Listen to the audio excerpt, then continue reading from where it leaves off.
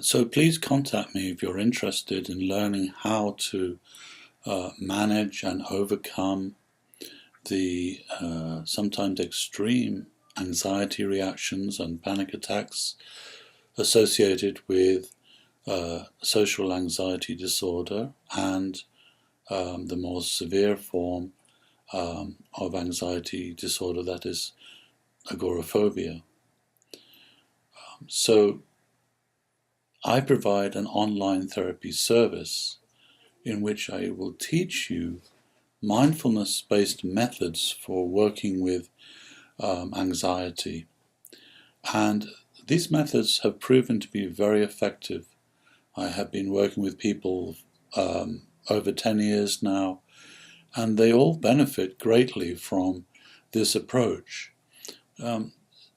So what is the mindfulness therapy approach for overcoming agoraphobia and other anxiety disorders?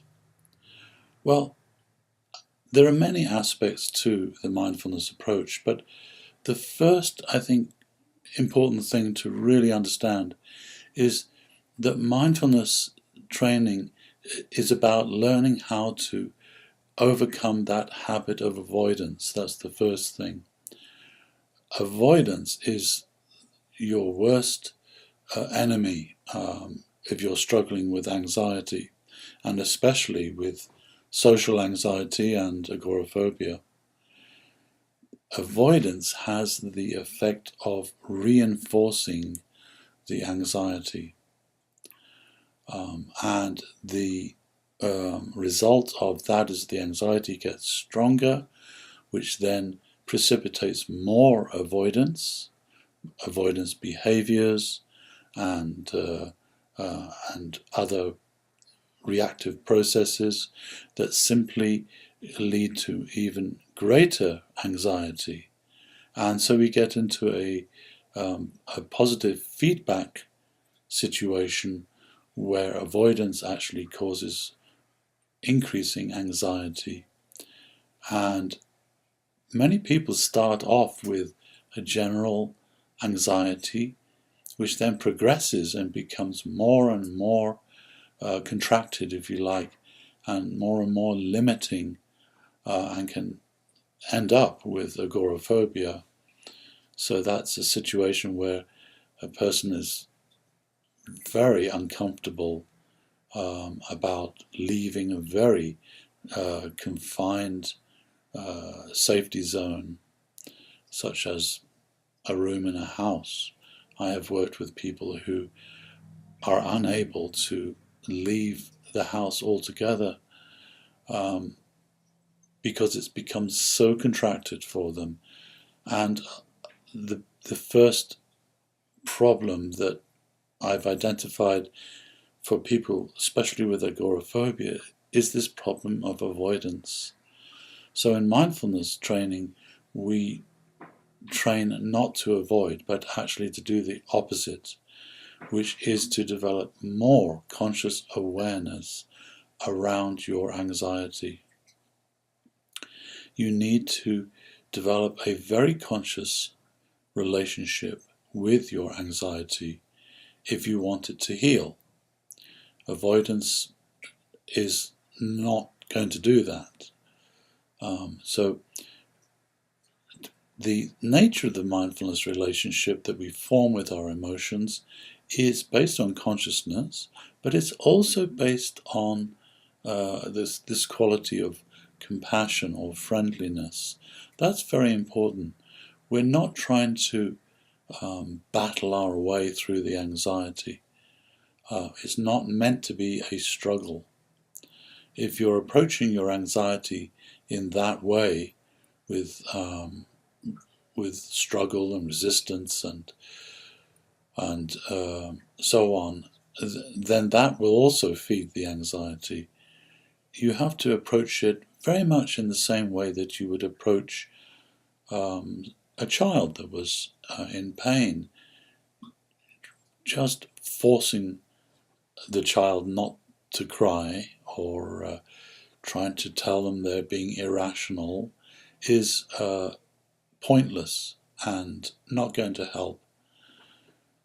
What the child needs is your love, your friendliness, your compassion, and above all, your conscious awareness, that is, being fully present with the child. That is what helps the child heal. And it's exactly the same for our emotions, and particularly fear-based emotions like anxiety. What that anxiety needs is your conscious and friendly relationship. That's what you need to form with the anxiety, and that is what will promote its healing. So that's the first thing that we do. So no avoidance, that's not allowed, and instead we replace it by developing a friendly and conscious and open relationship with the anxiety. Then we start to explore how that anxiety works. We look at the reactive thoughts that feed the anxiety, and we learn to break free from those habitual thoughts in the same way. That is, if there are reactive thoughts, then we develop a friendly, conscious relationship with those thoughts instead of struggling with them or trying to avoid them or becoming totally lost in those thoughts. The problem is not the thoughts, it's the fact that we become identified with those thoughts and we become reactive because we're identified with those thoughts. So that identification process is based on unconsciousness, the lack of awareness. Mindfulness counteracts this process of reactive identification. You can be present with a thought and not react. When you can do that, then you can help it heal. You can change that thought in a way that helps it heal.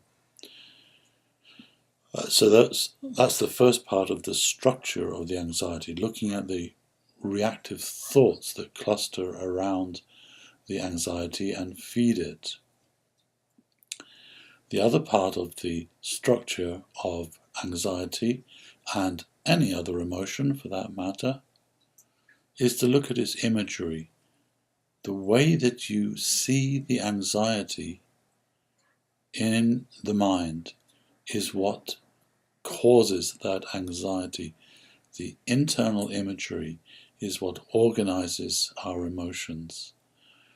So we want to get to see that in great detail, because when you can see the imagery of the emotion, you can begin to explore changing that imagery.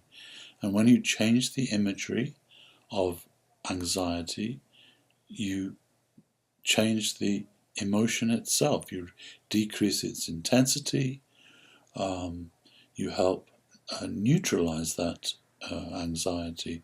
So working with the imagery is really important and is a major part of mindfulness therapy. The general program that I recommend is that you construct a schedule of incremental challenges. So these are taking on small challenges, whatever they may be. It doesn't matter how small they are. The thing is that you need to do these in a systematic way. So if that is just stepping outside the front door, then that is the challenge you would work on until you have totally freed yourself from anxiety. And we train for these challenges. That's the other vital aspect of mindfulness therapy. Exposure by itself is not enough. That is not going to free you from anxiety. You have to train with the anxiety in that situation. And I will teach you how to do that.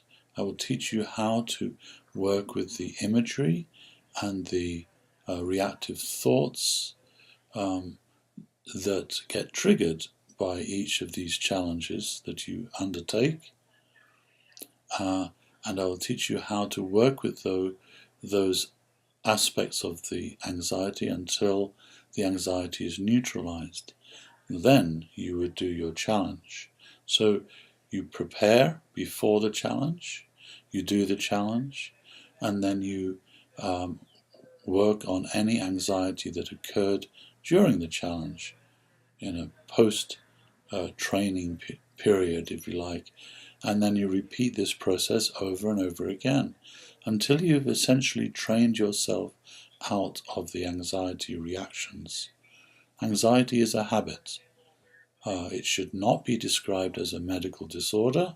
It is not. It's a psychological habit. And all habits can be changed when you bring conscious awareness to the habit. And you work with its structure, its psychological structure. And that is the whole focus of mindfulness therapy. So if you would like to work with me as an online therapist, and you'd like to schedule Skype therapy sessions with me to work on your social anxiety disorder or your agoraphobia, I'll be happy to do that. Simply email me and we can work out times that we can meet and start this process.